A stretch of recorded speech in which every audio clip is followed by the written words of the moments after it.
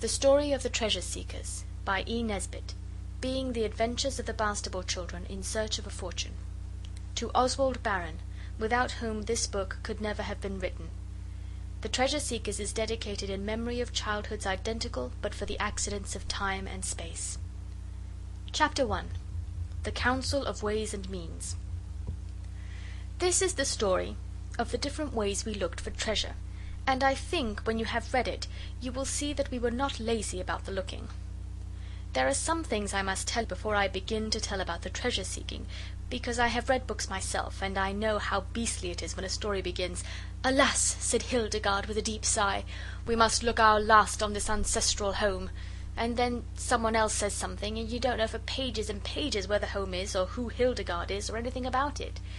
Our ancestral home is in the Lewisham Road. It is semi-detached and has a garden, not a large one. We are the Bastables. There are 6 of us besides Father. Our mother is dead, and if you think we don't care because I don't tell you much about her, you only show that you do not understand people at all. Dora is the eldest, then Oswald, and then Dicky. Oswald won the Latin prize at his preparatory school, and Dicky is good at sums. Alice and Noel are twins, they are 10, and Horace Octavius is my youngest brother. It is one of us that tells this story, but I shall not tell you which, only at the very end perhaps I will. While the story is going on you may be trying to guess, only I bet you don't. It was Oswald who first thought of looking for treasure. Oswald often thinks of very interesting things, and directly he thought of it he did not keep it to himself, as some boys would have done, but he told the others and said, "I'll tell you what, we must go and seek for treasure. It is always what you do to restore the fallen fortunes of your house." Dora said it was all very well. She often says that. She was trying to mend a large hole in one of Noel's stockings. He tore it on a nail when we were playing shipwrecked mariners on top of the chicken house the day H.O. fell off and cut his chin. He has the scar still. Dora is the only one of us who ever tries to mend anything. Alice tries to make things sometimes. Once she knitted a red scarf for Noel because his chest is delicate, but it was much wider at one end than the other, and he wouldn't wear it. So we used it as a pennon, and it did very well, because most of our things are black or grey since Mother died, and scarlet was a nice change. Father does not like you to ask for new things. This was one way we had of knowing that the fortunes of the ancient house of Bastable were really fallen. Another way was that there was no more pocket money, except a penny now and then to the little ones, and people did not come to dinner any more, like they used to, with pretty dresses, driving up in cabs, and the carpets got holes in them, and when the legs came off things they were not sent to be mended, and we gave up having the gardener except for the front garden, and not that very often. And the silver in the big oak plate chest that is lined with green baize all went away to the shop to have the dents and scratches taken out of it, and it never came back. We think Father hadn't enough money to pay the silver man for taking out the dents and scratches. The new spoons and forks were yellowy white, and not so heavy as the old ones, and they never shone after the first day or 2. Father was very ill after Mother died, and while he was ill his business partner went to Spain, and there was never much money afterwards. I don't know why. Then the servants left, and there was only one, a general. A great deal of your comfort and happiness depends on having a good general. The last but one was nice. She used to make jolly good currant puddings for us, and let us have the dish on the floor and pretend it was a wild boar we were killing with our forks. But the general we have now nearly always makes sago puddings, and they are the watery kind, and you cannot pretend anything with them, not even islands, like you do with porridge. Then we left off going to school, and Father said we should go to a good school as soon as he could manage it. He said a holiday would do us all good. We thought he was right, but we wished he had told us he couldn't afford it, for of course we knew. Then a great many people used to come to the door with envelopes with no stamps on them, and sometimes they got very angry and said they were calling for the last time before putting it in other hands. I asked Eliza what that meant, and she kindly explained to me, and I was so sorry for Father. And once a long blue paper came, a policeman brought it, and we were so frightened, but Father said it was all right, only when he went up to kiss the girls after they were in bed they said he had been crying, though I'm sure that's not true, because only cowards and snivellers cry, and my father is the bravest man in the world. So you see, it was time we looked for treasure, and Oswald said so, and Dora said it was all very well, but the others agreed with Oswald, so we held a council. Dora was in the chair, the big dining room chair that we let the fireworks off from the 5th of November when we had the measles and couldn't do it in the garden. The hole has never been mended, so now we have that chair in the nursery, and I think it was cheaper the blowing up we boys got when the hole was burnt." "We must do something," said Alice, "because the exchequer is empty." She rattled the money box as she spoke, and it really did rattle, because we always keep the bad sixpence in it for luck. "Yes, but what shall we do?" said Dicky. "It's so jolly easy to say, 'Let's do something.' Dicky always wants everything settled exactly. Father calls him the definite article. Let's read all the books again. We shall get lots of ideas out of them." It was Noel who suggested this, but we made him shut up, because we knew well enough he only wanted to get back to his old books. Noel is a poet. He sold some of his poetry once, and it was printed, but that does not come in this part of the story. Then Dicky said, "Look here. We'll be quite quiet for 10 minutes by the clock, and each think of some way to find treasure. And when we've thought, we'll try all the ways one after the other, beginning with the eldest." "I shan't be able to think in 10 minutes. Make it half an hour," said H.O. His real name is Horace Octavius, but we call him H.O. because of the advertisement. And it's not so very long ago he was afraid to pass the hoarding where it says "Eat H.O." in big letters. He says it was when he was a little boy, but I remember last Christmas but one, he woke up in the middle of the night crying and howling, and they said it was the pudding. But he told me afterwards he had been dreaming that they really had come to eat H.O., and it couldn't have been the pudding, when you come to think of it, because it was so very plain. Well, we made it half an hour, and we all sat quiet and thought, and I made up my mind before 2 minutes were over, and I saw the others had, all but Dora, who's always an awful time over everything. I got pins and needles in my leg from sitting still so long, and when it was 7 minutes, H.O. cried out, "Oh, it must be more than half an hour." H.O. is 8 years old, but he cannot tell the clock yet. Oswald could tell the clock when he was 6. We all stretched ourselves and began to speak at once, but Dora put up her hands to her ears and said, "One at a time, please. We aren't playing Babel. It's a very good game. Did you ever play it?" So Dora made us all sit in a row on the floor, in ages, and then she pointed at us with the finger that had the brass thimble on. Her silver one got lost when the last general but 2 went away. We think she must have forgotten it was Dora's and put it in her box by mistake. She was a very forgetful girl. She used to forget what she had spent money on, so that the change was never quite right. Oswald spoke first. "I think we might stop people on Blackheath, with crape masks and horse pistols, and say, 'Your money or your life. Resistance is useless. We are armed to the teeth,' like Dick Turpin and Claude Duval. It wouldn't matter about not having horses, because coaches have gone out too." Dora screwed up her nose the way she always does when she is going to talk like the good elder sister in books, and said, "That would be very wrong. It's like pickpocketing or taking pennies out of Father's greatcoat when it's hanging in the hall." I must say I don't think she need have said that, especially before the little ones, for it was when I was only 4.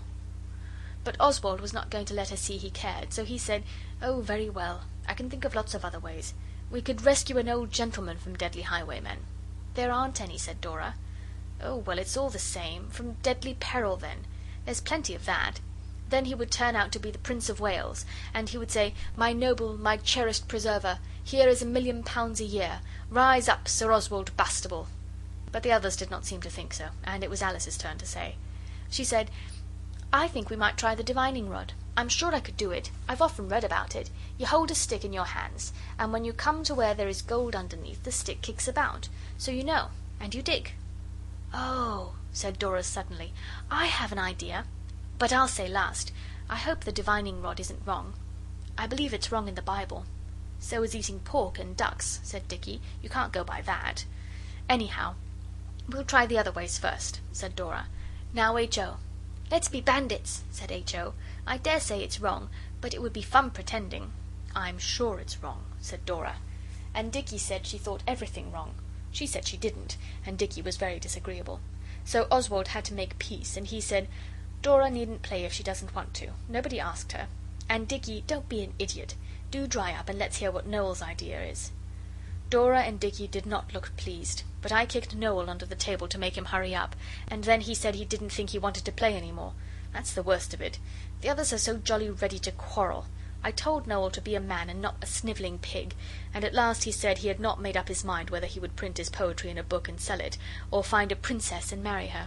"Whichever it is," he added, "none of you shall want for anything. Though Oswald did kick me and say I was a snivelling pig." "I didn't," said Oswald. "I told you not to be." And Alice explained to him that that was quite the opposite of what he thought. So he agreed to drop it. Then Dicky spoke.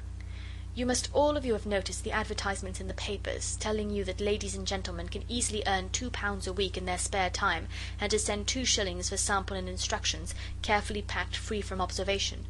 Now that we don't go to school, all our time is spare time, so I should think we could easily earn £20 a week each. That would do us very well. We'll try some of the other things first, and directly we have any money we'll send for the sample and instructions.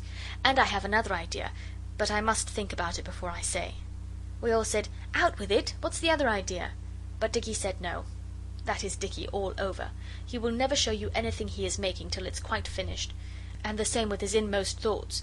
But he is pleased if you seem to want to know, so Oswald said, "Keep your silly old secret, then. Now, Dora, drive ahead. We've all said except you." Then Dora jumped up and dropped the stocking and the thimble, it rolled away and we did not find it for days, and said, "Let's try my way now. Besides, I'm the eldest, so it's only fair. Let's dig for treasure. Not any tiresome divining rod, but just plain digging. People who dig for treasure always find it, and then we shall be rich and needn't try your ways at all. Some of them are rather difficult, and I'm certain some of them are wrong, and we must always remember that wrong things—" But we told her to shut up and come on, and she did. I couldn't help wondering as we went down to the garden why Father had never thought of digging there for treasure instead of going to his beastly office every day. I'm afraid the last chapter was rather dull. It always is dull in books when people talk and don't do anything, but I was obliged to put it in, or else you wouldn't have understood all the rest. The best part of books is when things are happening. That is the best part of real things too. This is why I shall not tell you in this story about all the days when nothing happened. You will not catch me saying, "Thus the sad days passed slowly by," or "The years rolled on their weary course," or "Time went on," because it is silly. Of course time goes on, whether you say so or not. So I shall just tell you the nice, interesting parts, and in between you will understand that we had our meals and got up and went to bed and dull things like that. It would be sickening to write all that down, though of course it happens. I said so to Albert next door's uncle, who writes books, and he said, "Quite right, that's what we call selection, a necessity of true art." And he is very clever indeed. So you see. I have often thought that if the people who write books for children knew a little more, it would be better. I shall not tell you anything about us except what I should like to know about if I was reading the story and you were writing it. Albert's uncle says I ought to have put this in the preface, but I never read prefaces, and it is not much good writing things just for people to skip. I wonder other authors have never thought of this. Well, when we had agreed to dig for treasure, we all went down into the cellar and lighted the gas. Oswald would have liked to dig there, but it is stone flags. We looked among the old boxes and broken chairs and fenders and empty bottles and things, and at last we found the spades we had to dig in the sand with when we went to the seaside 3 years ago. They're not silly, babyish wooden spades that split if you look at them, but good iron, with a blue mark across the top of the iron part, and yellow wooden handles. We wasted a little time getting them dusted because the girls wouldn't dig with spades that had cobwebs on them. Girls would never do for African explorers or anything like that. They're too beastly particular. It was no use doing the thing by halves. We marked out a sort of square in the mouldy part of the garden, about 3 yards across, and began to dig. But we found nothing except worms and stones, and the ground was very hard. So we thought we'd try another part of the garden, and we found a place in the big round flower bed where the ground was much softer. We thought we'd make a smaller hole to begin with, and it was much better. We dug and dug and dug, and it was jolly hard work. We got very hot digging, but we found nothing. Presently Albert next door looked over the wall. We do not like him very much, but we let him play with us sometimes because his father is dead, and you must not be unkind to orphans, even if their mothers are alive. Albert is always very tidy. He wears frilly collars and velvet knickerbockers. I can't think how he can bear to. So we said hello, and he said, "What are you up to?"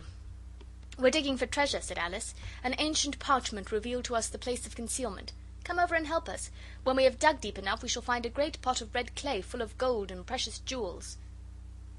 Albert next door only sniggered and said, "What silly nonsense. He cannot play properly at all. It is very strange, because he has a very nice uncle. You see, Albert next door doesn't care for reading, and he has not read nearly so many books as we have, so he is very foolish and ignorant, but it cannot be helped, and you just have to put up with it when you want him to do anything. Besides, it is wrong to be angry with people for not being so clever as you are yourself. It is not always their faults." So Oswald said, "Come and dig, then you shall share the treasure when we've found it." But he said, "I shan't, I don't like digging, and I'm just going into my tea." "Come along and dig, there's a good boy," Alice said. "You can use my spade, it's much the best." So he came along and dug, and when once he was over the wall we kept him at it, and we worked as well, of course, and the hole got deep. Pincher worked too. He is our dog, and he's very good at digging.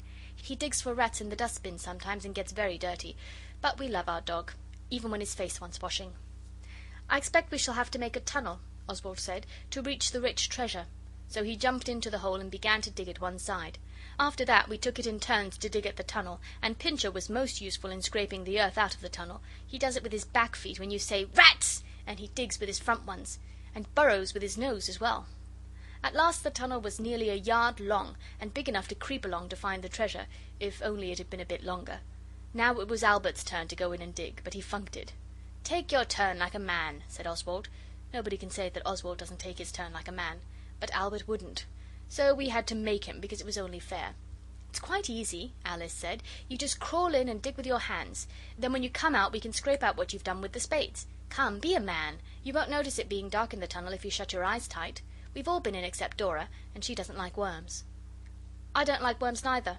Albert next door said this, but we remembered how he had picked a fat red and black worm up in his fingers and thrown it at Dora only the day before, so we put him in. But he would not go in head first, the proper way, and dig with his hands as we had done, and though Oswald was angry at the time, for he hates snivellers, yet afterwards he owned that perhaps it was just as well.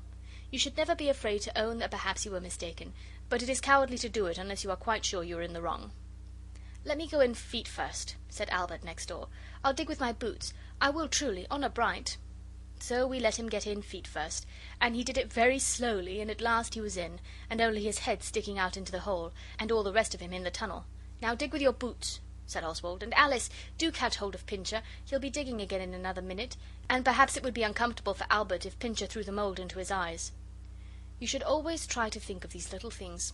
Thinking of other people's comfort makes them like you.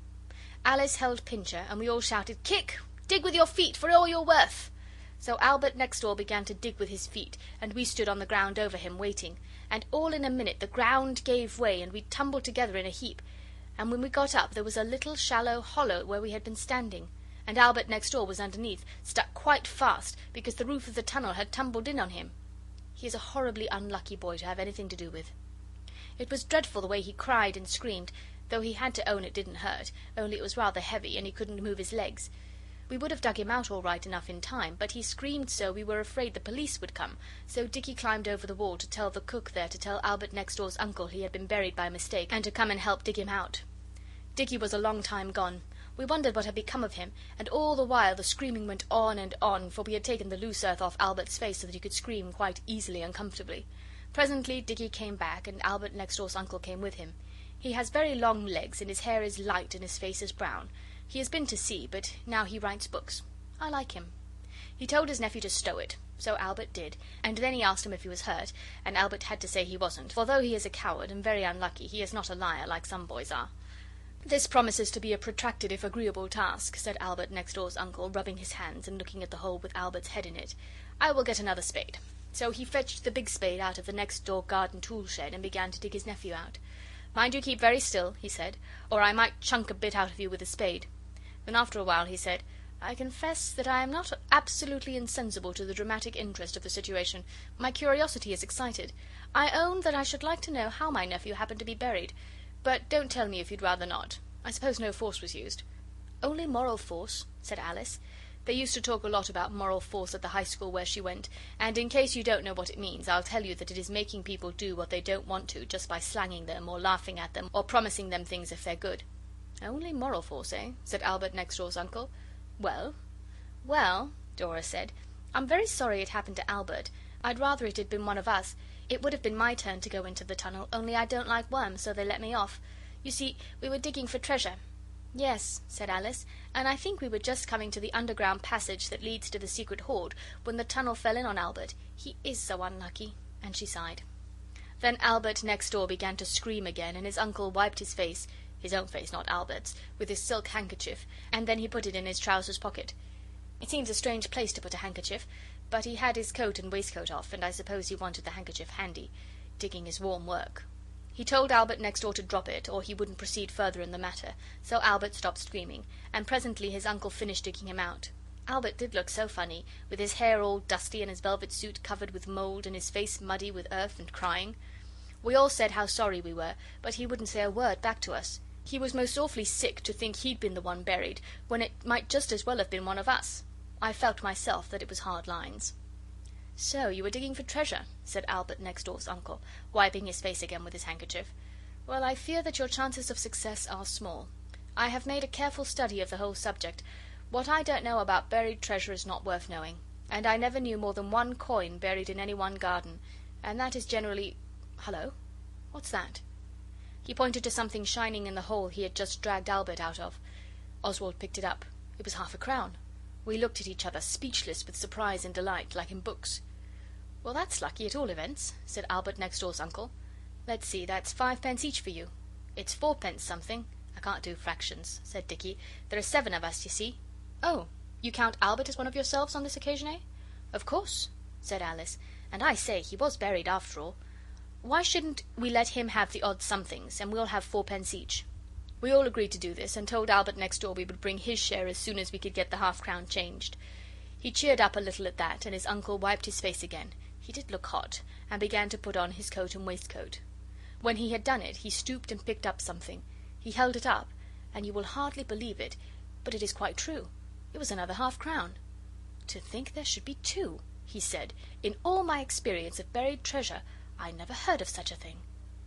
I wish Albert next door's uncle would come treasure-seeking with us regularly.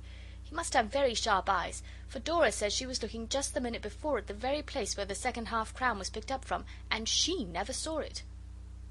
The next thing that happened to us was very interesting. It was as real as the half-crowns, not just pretending.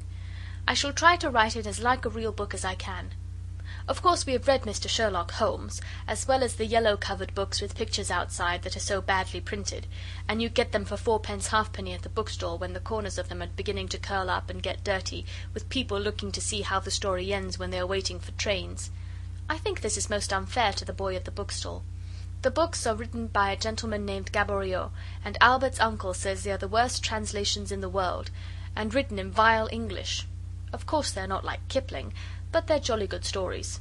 And we had just been reading a book by Dick Didlington.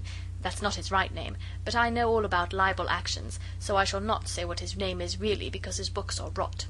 Only they put it into our heads to do what I'm going to narrate. It was in September, and we were not going to go to the seaside because it is so expensive, even if you go to Sheerness, where it is all tin cans and old boots and no sand at all. But everyone else went, even the people next door. Not Albert's side, but the other. Their servant told Eliza they were all going to Scarborough, and next day, sure enough, all the blinds were down and the shutters up, and the milk was not left any more. There is a big horse-chestnut tree between their garden and ours, very useful for getting conkers out of and for making stuff to rub on your chilblains. This prevented our seeing whether the blinds were down at the back as well, but Dicky climbed to the top of the tree and looked, and they were. It was jolly hot weather, and very stuffy indoors. We used to play a good deal in the garden. We made a tent out of the kitchen clothes horse and some blankets off our beds, and though it was quite as hot in the tent as in the house, it was a very different sort of hotness. Albert's uncle called it the Turkish bath. It is not nice to be kept from the seaside, but we know that we have much to be thankful for. We might be poor little children living in a crowded alley, where even at summer noon hardly a ray of sunlight penetrates, clothed in rags and with bare feet, though I do not mind holes in my clothes myself, and bare feet would not be at all bad in this sort of weather. Indeed, we do sometimes when we are playing at things which require it. It was shipwrecked mariners that day, I remember, and we were all in the blanket tent. We had just finished eating the things we had saved, at the peril of our lives, from the sinking vessel. They were rather nice things. 2 pennyworth of coconut candy, it was got in Greenwich, where it is 4 ounces a penny, 3 apples, some macaroni, the straight sort that is so useful to suck things through, some raw rice, and a large piece of cold suet pudding that Alice nicked from the larder when she went to get the rice and macaroni. And when we had finished, someone said, "I should like to be a detective."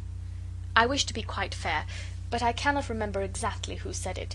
Oswald thinks he said it, and Dora says it was Dicky, but Oswald is too much of a man to quarrel about a little thing like that. "I should like to be a detective," said, perhaps it was Dicky, but I think not, "and find out strange and hidden crimes." "You have to be much cleverer than you are," said H.O. "Not so very," Alice said, "because when you've read the books you know what the things mean. The red hair on the handle of the knife, or the grains of white powder on the velvet collar of the villain's overcoat. I believe we could do it." "I shouldn't like to have anything to do with murders," said Dora. "Somehow it doesn't seem safe." "And it always ends in the poor murderer being hanged," said Alice. We explained to her why murderers have to be hanged, but she only said, "I don't care. I'm sure no one would ever do murdering twice. Think of the blood and things, and what you would see when you woke up in the night. I shouldn't mind being a detective to lie in wait for a gang of coiners now, and spring upon them unawares and secure them, single-handed, you know, or with only my faithful bloodhound." She stroked Pincher's ears, but he had gone to sleep because he knew well enough that all the suet pudding was finished. He is a very sensible dog. "You always get hold of the wrong end of the stick," Oswald said. "You can't choose what crimes you'll be a detective about. You just have to get a suspicious circumstance, and then you look for a clue and follow it up. Whether it turns out a murder or a missing will is just a fluke." "That's one way," Dicky said. "Another is to get a paper and find 2 advertisements or bits of news that fit, like this: 'Young lady missing,' and then it tells about all the clothes she had on, and the gold locket she wore, and the colour of her hair and all that, and then in another piece of paper you see 'Gold locket found,' and then it all comes out." We sent H.O. for the paper at once, but we could not make any of the things fit in. The 2 best were about how some burglars broke into a place on Holloway where they made preserved tongues and invalid delicacies, and carried off a lot of them, and on another page there was 'Mysterious deaths in Holloway.' Oswald thought there was something in it, and so did Albert's uncle when we asked him, but the others thought not, so Oswald agreed to drop it. Besides, Holloway is a long way off. All the time we were talking about the paper, Alice seemed to be thinking about something else, and when we had done she said, "I believe we might be detectives ourselves, but I should not like to get anybody into trouble." "Not murderers or robbers?" Dicky asked. "It wouldn't be murderers," she said, "but I have noticed something strange. Only I feel a little frightened. Let's ask Albert's uncle first." Alice is a jolly sight too fond of asking grown-up people things, and we all said it was tommy rot and she was to tell us. "Well, promise you won't do anything without me," Alice said, and we promised. Then she said, "This is a dark secret, and anyone who thinks it is better not to be involved in a career of crime discovery had better go away ere yet it be too late." So Dora said she had had enough of tents, and she was going to look at the shops. H.O. went with her because he had 2pence to spend. They thought it was only a game of Alice's, but Oswald knew by the way she spoke. He can nearly always tell. And when people are not telling the truth, Oswald generally knows by the way they look with their eyes. Oswald is not proud of being able to do this. He knows it is through no merit of his own that he is much cleverer than some people. When they had gone, the rest of us got closer together and said, "Now then." "Well," Alice said, "you know the house next door? The people have gone to Scarborough, and the house is shut up, but last night I saw a light in the windows." We asked her how and when, because her room is in the front and she couldn't possibly have seen, but then she said, "I'll tell you if you boys will promise not ever to go fishing again without me." So we had to promise. Then she said, "It was last night. I had forgotten to feed my rabbits, and I woke up and remembered it, and I was afraid I should find them dead in the morning, like Oswald did. It wasn't my fault," Oswald said. "There was something the matter with the beasts. I fed them right enough." Alice said she didn't mean that, and she went on, "I came down into the garden, and I saw a light in the house, and dark figures moving about. I thought perhaps it was burglars, but Father hadn't come home and Eliza had gone to bed, so I couldn't do anything. Only I thought perhaps I would tell the rest of you." "Why didn't you tell us this morning?" Noel asked, and Alice explained that she didn't want to get anyone into trouble, even burglars. "But we might watch tonight," she said, "and see if we see the light again." "They might have been burglars," Noel said. He was sucking the last bit of his macaroni. "You know the people next door are very grand. They won't know us, and they go out in real private carriage sometimes. And they have an at-home day, and people come in cabs. I dare say they have piles of plate and jewellery and rich brocades and furs of price and things like that. Let us keep watch tonight." "It's no use watching tonight," Dicky said. "If it's only burglars they won't come again. But there are other things besides burglars that are discovered in empty houses where lights are seen moving." "You mean coiners?" said Oswald at once. "I wonder what the reward is for setting the police on their track." Dicky thought it ought to be something fat, because coiners are always a desperate gang, and the machinery they make the coins with is so heavy and handy for knocking down detectives. Then it was tea time, and we went in, and Dora and H.O. had clubbed their money together and bought a melon, quite a big one, and only a little bit squashy at one end. It was very good, and then we washed the seeds and made things with them, with pins and cotton. and nobody said anything more about watching the house next door. Only when we went to bed Dicky took off his coat and waistcoat, but he stopped at his braces and said, "What about the coiners?" Oswald had taken off his collar and tie, and he was just going to say the same, so he said, "Of course I meant to watch, only my collar's rather tight, so I thought I'd take it off first." Dicky said he did not think the girls ought to be in it, because there might be danger, but Oswald reminded him that they had promised Alice, and that a promise is a sacred thing, even when you'd much rather not. So Oswald got Alice alone under pretence of showing her a caterpillar. Dora does not like them, and she screamed and ran away when Oswald offered to show it her.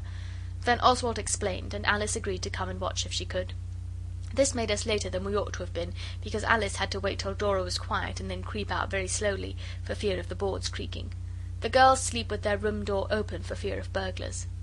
Alice had kept on her clothes under her nightgown when Dora wasn't looking, and presently we got down, creeping past Father's study, and out at the glass door that leads on to the veranda and the iron steps into the garden.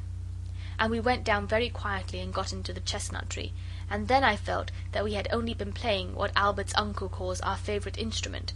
I mean the fool. For the house next door was as dark as dark. Then suddenly we heard a sound. It came from the gate at the end of the garden. All the gardens have gates. They lead into a kind of lane that runs behind them. It is a sort of back way, very convenient when you don't want to say exactly where you are going. We heard the gate at the end of the next garden click, and Dicky nudged Alice so that she would have fallen out of the tree if it had not been for Oswald's extraordinary presence of mind. Oswald squeezed Alice's arm tight, and we all looked. And the others were rather frightened, because really we had not exactly expected anything to happen except perhaps a light. But now a muffled figure, shrouded in a dark cloak, came swiftly up the path of the next door garden, and we could see that under its cloak the figure carried a mysterious burden. The figure was dressed to look like a woman in a sailor hat. We held our breath as it passed under the tree where we were, and then it tapped very gently on the back door and was let in, and then a light appeared in the window of the downstairs back breakfast room. But the shutters were up. Dicky said, "My eye! And wouldn't the others be sick to think they hadn't seen this?" But Alice didn't half like it, and as she is a girl I do not blame her. Indeed, I thought myself at first that perhaps it would be better to retire for the present and return later with a strongly armed force. "It's not burglars," Alice whispered. "The mysterious stranger was bringing things in, not taking them out. They must be coiners. And oh, Oswald, don't let's. The things they coin with must hurt very much. Do let's go to bed." But Dicky said he was going to see. If there was a reward for finding out things like this, he would like to have the reward. "They locked the back door," he whispered. "I heard it go. And I could look in quite well through the holes in the shutters and be back over the wall long before they got the door open, even if they started to do it at once." There were holes at the top of the shutters the shape of hearts, and the yellow light came out through them as well as through the chinks of the shutters. Oswald said if Dicky went he should, because he was the eldest, and Alice said, "If anyone goes it ought to be me, because I thought of it." So Oswald said, "Well, go then," and she said, "Not for anything," and she begged us not to, and we talked about it in the tree till we were all quite hoarse with whispering. At last we decided on a plan of action. Alice was to stay in the tree and scream murder if anything happened. Dicky and I were to get down into the next garden and take it in turns to peep. So we got down as quietly as we could, but the tree made much more noise than it does in the day, and several times we paused, fearing that all was discovered. But nothing happened. There was a pile of red flower pots under the window, and one very large one was on the window ledge. It seemed as if it was the hand of destiny had placed it there, and the geranium in it was dead, and there was nothing to stop you standing on it, so Oswald did. He went first because he is the eldest, and though Dicky tried to stop him because he thought of it first, it could not be, on account of not being able to say anything. So Oswald stood on the flower pot and tried to look through one of the holes. He did not really expect to see the coiners at their fell work, though he had pretended to when we were talking in the tree, but if he had seen them pouring the base molten metal into tin moulds the shape of half-crowns, he would not have been half so astonished as he was at the spectacle now revealed. At first he could see little, because the hole had unfortunately been made a little too high, so that the eye of the detective could only see the prodigal sun in a shiny frame on the opposite wall. But Oswald held on to the window frame and stood on tiptoe, and then he saw. There was no furnace, and no base metal, no bearded men in leathern aprons with tongs and things, but just a table with a tablecloth on it for supper, and a tin of salmon and a lettuce and some bottled beer. and there on a chair was the cloak and the hat of the mysterious stranger, and the two people sitting at the table were the two youngest grown-up daughters of the lady next door, and one of them was saying, "So I got the salmon 3 halfpence cheaper, and the lettuces are only 6 a penny in the Broadway. Just fancy! We must save as much as ever we can on our housekeeping money if we want to go away decent next year." And the other said, "I wish we could all go every year, or else really, I almost wish—" And all the time Oswald was looking, Dicky was pulling at his jacket to make him get down and let Dicky have a squint. And just as she said, "I almost," Dicky pulled too hard, and Oswald felt himself toppling on the giddy verge of the big flower pots. Putting forth all his strength, our hero strove to recover his what's-its-name, but it was now lost beyond recall. "You've done it this time," he said, and then he fell heavily among the flower pots piled below. He heard them crash and rattle and crack, and then his head struck against an iron pillar used for holding up the next door veranda. His eyes closed, and he knew no more. Now you will perhaps expect that at this moment Alice would have cried "Murder!" If you think so, you little know what girls are. Directly she was left alone in that tree, she made a bolt to tell Albert's uncle all about it and bring him to our rescue, in case the coiners' gang was a very desperate one. And just when I fell, Albert's uncle was getting over the wall. Alice never screamed at all when Oswald fell, but Dicky thinks he heard Albert's uncle say, "Confound those kids," which would not have been kind or polite, so I hope he did not say it. The people next door did not come out to see what the row was. Albert's uncle did not wait for them to come out. He picked up Oswald and carried the insensible body of the gallant young detective to the wall, laid it on the top, and then climbed over and bore his lifeless burden into our house and put it on the sofa in Father's study. Father was out, so we needn't have crept so when we were getting into the garden. Then Oswald was restored to consciousness and his head tied up and sent to bed, and next day there was a lump on his young brow as big as a turkey's egg, and very uncomfortable. Albert's uncle came in next day and talked to each of us separately. To Oswald he said many unpleasant things about ungentlemanly to spy on ladies, and about minding your own business, and when I began to tell him what I had heard he told me to shut up, and altogether he made me more uncomfortable than the lump did. Oswald did not say anything to anyone, but next day, as the shadows of eve were falling, he crept away and wrote on a piece of paper, "I want to speak to you," and shoved it through the hole like a heart in the top of the next door shutters. And the youngest young lady put an eye to the heart-shaped hole, and then opened the shutter and said, "Well?" very crossly. Then Oswald said, "I'm very sorry, and I beg your pardon. We wanted to be detectives, and we thought a gang of coiners infested your house, so we looked through your window last night. I saw the lettuce, and I heard what you said about the salmon being 3 halfpence cheaper, and I know it is very dishonourable to pry into other people's secrets, especially ladies, and I never will again if you will forgive me this once." Then the lady frowned, and then she laughed, and then she said, "So it was you tumbling into the flower pots last night? We thought it was burglars. It frightened us horribly. Why, what a bump on your poor head." And then she talked to me a bit, and presently she said she and her sister had not wished people to know they were at home because... And then she stopped short and grew very red, and I said, "I thought you were all at Scarborough. Your servant told Eliza so. Why didn't you want people to know you were at home?" The lady got redder still, and then she laughed and said, "Never mind the reason why. I hope your head doesn't hurt much. Thank you for your nice, manly little speech. You've nothing to be ashamed of, at any rate." Then she kissed me, and I did not mind. And then she said, "Run away now, dear. I'm going to pull up the blinds and open the shutters, and I want to do it at once before it gets dark, so that everyone can see we're at home and not at Scarborough." The Story of the Treasure Seekers by Edith Nesbit. Chapter 4. Good Hunting. When we had got that 4 shillings by digging for treasure, we ought by right to have tried Dicky's idea of answering the advertisement about ladies and gentlemen and spare times and £2 a week, but there were several things we rather wanted. Dora wanted a new pair of scissors, and she said she was going to get them with her 8 pence, but Alice said, "You ought to get her those, Oswald, because you broke the points off hers getting the marble out of the brass thimble."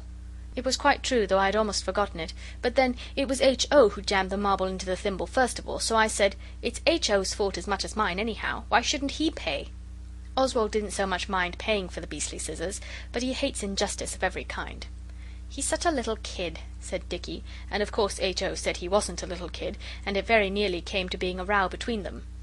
But Oswald knows when to be generous, so he said, "Look here, I'll pay 6 of the scissors, and H.O. shall pay the rest, to teach him to be careful." H.O. agreed. He is not at all a mean kid, but I found out afterwards that Alice paid his share out of her own money. Then we wanted some new paints, and Noel wanted a pencil and a halfpenny account book to write poetry with, and it does seem hard never to have any apples. So, somehow or other, nearly all the money got spent, and we agreed that we must let the advertisement run loose a little longer.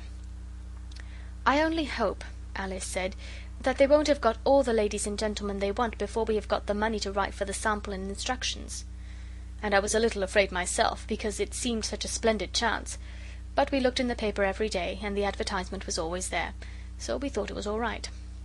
Then we had the detective try on, and it proved no go. And then, when all the money was gone, except a halfpenny of mine and twopence of Noel's and threepence of Dicky's and a few pennies that the girls had left, we held another council.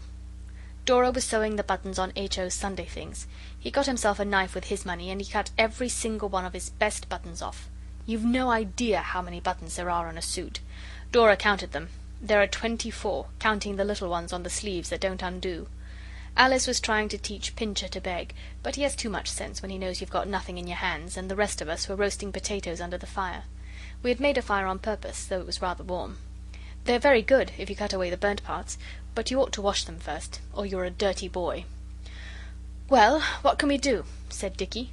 "You're so fond of saying 'let's do something' and never saying what. We can't try the advertisement yet. Shall we try rescuing someone?" said Oswald. It was his own idea, but he didn't insist on doing it, though he is next to the eldest, for he knows it is bad manners to make people do what you want when they would rather not. "What was Noel's plan?" Alice asked. "A princess or a poetry book," said Noel sleepily. He was lying on his back on the sofa, kicking his legs. "Only I shall look for the princess all by myself. But I'll let you see her when we're married." "Have you got enough poetry to make a book?" Dicky asked that, and it was rather sensible of him, because when Noel came to look there were only 7 of his poems that any of us could understand. There was The Wreck of the Malabar, and the poem he wrote when Eliza took us to hear the reviving preacher, and everybody cried, and Father said it must have been the preacher's eloquence. So Noel wrote, "O eloquence, and what art thou? Aye, what art thou? Because we cried, and everybody cried inside. When they came out their eyes were red, and it was your doing, Father said." But Noel told Alice he got the first line and a half from a book a boy at school was going to write when he had time. Besides this, there were the lines on a dead black beetle that was poisoned. "O beetle, how I weep to see thee lying on thy poor back. It is so very sad indeed. You were so shiny and black. I wish you were alive again, but Eliza says wishing it is nonsense and a shame." It was very good beetle poison, and there were hundreds of them lying dead, but Noel only wrote a piece of poetry for one of them. He said he hadn't time to do them all, and the worst of it was he didn't know which one he'd written it to, so Alice couldn't bury the beetle and put the lines on its grave, though she wanted to very much. Well, it was quite plain that there wasn't enough poetry for a book. "We might wait a year or two," said Noel. "I shall be sure to make some more sometime. I thought of a piece about a fly this morning that knew condensed milk was sticky." "But we want the money now," said Dicky, "and you can go on writing just the same. It will come in some time or other." "There's poetry in newspapers," said Alice. "Down, Pincher! You'll never be a clever dog, so it's no good trying." "Do they pay for it?" Dicky thought of that. He often thinks of things that are really important, even if they are a bit dull. "I don't know, but I shouldn't think anyone would let them print their poetry without. I know I wouldn't." That was Dora, but Noel said he wouldn't mind if he didn't get paid, so long as he saw his poetry printed and his name at the end. "We might try, anyway," said Oswald. He's always willing to give other people's ideas a fair trial. So we copied out The Wreck of the Malabar and the other 6 poems on drawing paper. Dora did it, she writes best, and Oswald drew a picture of the Malabar going down with all hands. It was a full rigged schooner, and all the ropes and sails were correct, because my cousin is in the Navy and he showed me. We thought a long time whether we'd write a letter and send it by post with the poetry, and Dora thought it would be best, but Noel said he couldn't bear not to know at once if the paper would print the poetry, so we decided to take it. I went with Noel because I am the eldest, and he is not old enough to go to London by himself. Dicky said poetry was rot, and he was glad he hadn't got to make a fool of himself. That was because there was not enough money for him to go with us. H.O. couldn't come either, but he came to the station to see us off and waved his cap and called out, "Good hunting," as the train started. There was a lady in spectacles in the corner. She was writing with a pencil on the edges of long strips of paper that had print all down them. When the train started she asked, "What was that he said?" So Oswald answered, "It was Good hunting. It's out of the Jungle Book." "That's very pleasant to hear," the lady said. "I am very pleased to meet people who know their Jungle Book. And where are you off to? The Zoological Gardens to look for Bagheera?" We were pleased, too, to meet someone who knew the Jungle Book. So Oswald said, We are going to restore the fallen fortunes of the House of Bastable, and we have all thought of different ways, and we're going to try them all. Noel's way is poetry. I suppose great poets get paid?" The lady laughed. She was awfully jolly, and said she was a sort of poet too, and the long strips of paper were the proofs of her new book of stories. Because before a book is made into a real book with pages and a cover, they sometimes print it all on strips of paper, and the writer makes marks on it with a pencil to show the printers what idiots they are not to understand what a writer means to have printed. We told her all about digging for treasure and what we meant to do. Then she asked to see Noel's poetry, and he said he didn't like. So she said, "Look here, if you'll show me yours, I'll show you some of mine." So he agreed. The jolly lady read Noel's poetry, and she said she liked it very much, and she thought a great deal of the picture of the Malabar. And then she said, "I write serious poetry like yours myself, too, but I have a piece here that I think you will like because it's about a boy." She gave it to us, and so I can copy it down, and I will, for it shows that some grown-up ladies are not so silly as others. I like it better than Noel's poetry, though I told him I did not, because he looked as if he was going to cry. This was very wrong, for you should always speak the truth, however unhappy it makes people, and I generally do, but I did not want him crying in the railway carriage. The lady's piece of poetry. "Oh, when I wake up in my bed and see the sun all flat and red, I'm glad to have another day for all my different kinds of play. There are so many things to do, the things that make a man of you, if grown-ups did not get so vexed and wonder what you will do next. I often wonder whether they ever made up our kinds of play, if they were always good as gold, and only did what they were told. They like you best to play with tops and toys in boxes bought in shops.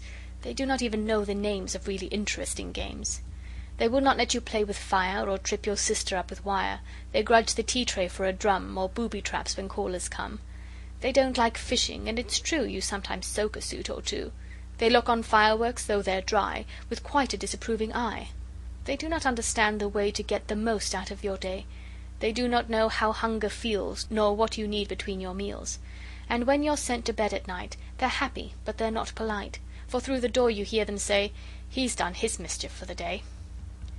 She told us a lot of other pieces, but I cannot remember them, and she talked to us all the way up, and when we got nearly to Cannon Street she said, "I've got 2 new shillings here. Do you think they would help to smooth the path to fame?" Noel said, "Thank you," and was going to take the shilling, but Oswald, who always remembers what he is told, said, "Thank you very much, but Father told us we ought never to take anything from strangers." "That's a nasty one," said the lady. She didn't talk a bit like a real lady, but more like a jolly sort of grown-up boy in a dress and hat. "A very nasty one. But don't you think, as Noel and I are both poets, I might be considered a sort of relation? You've heard of brother poets, haven't you? Don't you think Noel and I are aunt and nephew poets, or some relationship of that kind?" I didn't know what to say, and she went on. "It's awfully straight of you to stick to what your father tells you, but look here, you take the shillings, and here's my card. When you get home, tell your father all about it, and if he says no, you can just bring the shillings back to me." So we took the shillings, and she shook hands with us and said, "Good-bye, and good hunting." We did tell Father about it, and he said it was all right, and when he looked at the card he told us we were highly honoured, for the lady wrote better poetry than any other lady alive now.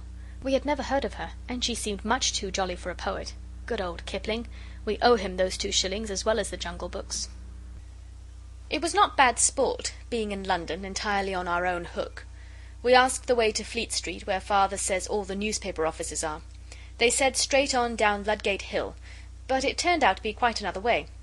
At least, we didn't go straight on. We got to St. Paul's. Noel would go in, and we saw where Gordon was buried. At least the monument. It is very flat, considering what a man he was. When we came out we walked a long way, and when we asked a policeman he said we'd better go back through Smithfield. So we did. They don't burn people any more there now, so it was rather dull, besides being a long way, and Noel got very tired. He's a peaky little chap. It comes of being a poet, I think. We had a bun or 2 at different shops, out of the shillings, and it was quite late in the afternoon when we got to Fleet Street. The gas was lighted and the electric lights. There is a jolly Bovril sign that comes off and on in different coloured lamps. We went to the Daily Recorder office and asked to see the editor. It is a big office, very bright, with brass and mahogany and electric lights. They told us the editor wasn't there, but at another office, so we went down a dirty street, to a very dull-looking place. There was a man there inside, in a glass case, as if he was a museum, and he told us to write down our names and our business, so Oswald wrote, "Oswald Bastable, Noel Bastable, business very private indeed." Then we waited on the stone stairs. It was very draughty, and the man in the glass case looked at us as if we were the museum instead of him. We waited a long time, and then a boy came down and said, "The editor can't see you. Will you please write your business?" And he laughed. I wanted to punch his head. But Noel said, "Yes, I'll write it if you'll give me a pen and ink, and a sheet of paper and an envelope." The boy said he'd better write by post, but Noel is a bit pig-headed. It's his worst fault. So he said, "No, I'll write it now." So I backed him up by saying, "Look at the price penny stamps are since the coal strike." So the boy grinned, and the man in the glass case gave us pen and paper, and Noel wrote. Oswald writes better than he does, but Noel would do it. And it took a very long time, and then it was inky. "Dear Mr. Editor, I want you to print my poetry and pay for it, and I am a friend of Mrs. Leslie's. She is a poet too. Your affectionate friend, Noel Bastable." He licked the envelope a good deal so that the boy shouldn't read it going upstairs, and he wrote "Very private" outside and gave the letter to the boy. I thought it wasn't any good, but in a minute the grinning boy came back, and he was quite respectful, and said, "The editor says, please will you step up?" We stepped up. There were a lot of stairs and passages, and a queer sort of humming, hammering sound, and a very funny smell. The boy was now very polite, and said it was the ink we smelt, and the noise was the printing machines. After going through a lot of cold passages, we came to a door. The boy opened it and let us go in. There was a large room, with a big soft blue and red carpet and a roaring fire, though it was only October, and a large table with drawers and littered with papers, just like the one in Father's study. A gentleman was sitting at one side of the table. He had a light moustache and light eyes, and he looked very young to be an editor, not nearly so old as Father. He looked very tired and sleepy, as if he had got up very early in the morning, but he was kind, and we liked him. Oswald thought he looked clever. Oswald is considered a judge of faces. "Well," said he, "so you are Mrs. Leslie's friends?" "I think so," said Noel. "At least, she gave us each a shilling, and she wished us good hunting." "Good hunting, eh? Well, what about this poetry of yours? Which is the poet?" I can't think how he could have asked. Oswald is said to be a very manly-looking boy for his age. However, I thought it would look duffing to be offended, so I said, "This is my brother Noel. He is the poet." Noel had turned quite pale. He is disgustingly like a girl in some ways. The editor told us to sit down, and he took the poems from Noel and began to read them. Noel got paler and paler. I really thought he was going to faint, like he did when I held his hand under the cold water tap after I had accidentally cut him with my chisel. When the editor had read the first poem, it was the one about the beetle, he got up and stood with his back to us. It was not manners, but Noel thinks he did it to conceal his emotion, as they do in books. He read all the poems, and then he said, "I like your poetry very much, young man. I'll give you... let me see... how much shall I give you for it?" "As much as ever you can," said Noel. "You see, I want a good deal of money to restore the fallen fortunes of the house of Bastable." The gentleman put on some eyeglasses and looked hard at us. Then he sat down. "That's a good idea," said he. "Tell me how you came to think of it. And, I say, have you had any tea? They've just sent out for mine." He rang a tingly bell, and the boy brought in a tray with a teapot and a thick cup and saucer and things, and he had to fetch another tray for us when he was told to, and we had tea with the editor of the Daily Recorder. I suppose it was a very proud moment for Noel, though I did not think of that till afterwards. The editor asked us a lot of questions, and we told him a good deal, though of course I did not tell a stranger all our reasons for thinking that the family fortunes wanted restoring. We stayed about half an hour, and when we were going away he said again, "I shall print all your poems, my poet. And now, what do you think they're worth?" "I don't know," Noel said.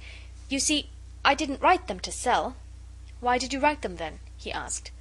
Noel said he didn't know, he supposed because he wanted to. "Art for art's sake, eh?" said the editor, and he seemed quite delighted, as though Noel had said something clever. "Well, would a guinea meet your views?" he asked. I have read of people being at a loss for words, and dumb with emotion, and I've read of people being turned to stone with astonishment or joy, or something, but I never knew how silly it looked till I saw Noel standing staring at the editor with his mouth open. He went red, and he went white, and then he got crimson, as if he were rubbing more and more crimson lake on a palette. But he didn't say a word, so Oswald had to say, "I should jolly well think so." So the editor gave Noel a sovereign and a shilling, and he shook hands with us both, but he thumped Noel on the back and said, "Buck up, old man. It's your first guinea, but it won't be your last. Now go along home, and in about 10 years you can bring me some more poetry. Not before, see? I'm just taking this poetry of yours because I like it very much, but we don't put poetry in this paper at all. I shall have to put it in another paper I know of." "What do you put in your paper?" I asked, for Father always takes the Daily Chronicle, and I didn't know what the Recorder was like. We chose it because it has such a glorious office, and a clock outside lighted up. "Oh, news," said he, "and dull articles, and things about celebrities. If you know any celebrities now?" Noel asked him what celebrities were. "Oh, the Queen and the Princes, and people with titles, and people who write, or sing, or act, or do something clever or wicked." "I don't know anybody wicked," said Oswald, wishing he had known Dick Turpin or Claude Duval, so as to be able to tell the editor things about them. "But I know someone with a title. Lord Tottenham." "The mad old protectionist, eh? How did you come to know him?" "We don't know him to speak to, but he goes over the heath every day at 3, and he strides along like a giant, with a black cloak like Lord Tennyson's flying behind him, and he talks to himself like 1 o'clock." "What does he say?" The editor had sat down again, and he was fiddling with a blue pencil. We only heard him once, close enough to understand, and then he said, "The curse of the country, sir, ruin and desolation," and then he went striding along again, hitting at the furze bushes as if they were the heads of his enemies. "Excellent descriptive touch," said the editor. "Well, go on." "That's all I know about him, except that he stops in the middle of the heath every day and looks all round to see if there's anyone about, and if there isn't, he takes his collar off." The editor interrupted, which is considered rude, and said, "You're not romancing?" "I beg your pardon," said Oswald. "Drawing the long bow, I mean," said the editor. Oswald drew himself up and said he wasn't a liar. The editor only laughed, and said romancing and lying were not at all the same, only it was important to know what you were playing at. So Oswald accepted his apology and went on. "We were hiding among the furze bushes one day, and we saw him do it. He took off his collar and put on a clean one, and he threw the other one among the furze bushes. We picked it up afterwards, and it was a beastly paper one." "Thank you," said the editor, and he got up and put his hand in his pocket. "That's well worth 5 shillings, and there they are. Would you like to see round the printing offices before you go home?" I pocketed my 5 bob and thanked him, and I said we should like it very much. He called another gentleman and said something we couldn't hear. Then he said good-bye again, and all this time Noel hadn't said a word. But now he said, "I've made a poem about you. It is called Lines to a Noble Editor. Shall I write it down?" The editor gave him the blue pencil, and he sat down at the editor's table and wrote. It was this, he told me afterwards as well as he could remember: "May life's choicest blessings be your lot. I think you ought to be very blessed, for you are going to print my poems, and you may have this one as well as the rest." "Thank you," said the editor. "I don't think I ever had a poem addressed to me before. I shall treasure it, I assure you." Then the other gentleman said something about Messina's, and we went off to see the printing office with at least £1.7 in our pockets. It was good hunting, and no mistake. But he never put Noel's poetry in the Daily Recorder. It was quite a long time afterwards we saw a sort of story thing in a magazine on the station bookstall, and that kind of sleepy-looking editor had written it, I suppose. It was not at all amusing. It said a lot about Noel and me, describing us all wrong, and saying how we had tea with the editor, and all Noel's poems were in the story thing. I think myself the editor seemed to make game of them, but Noel was quite pleased to see them printed, so that's all right.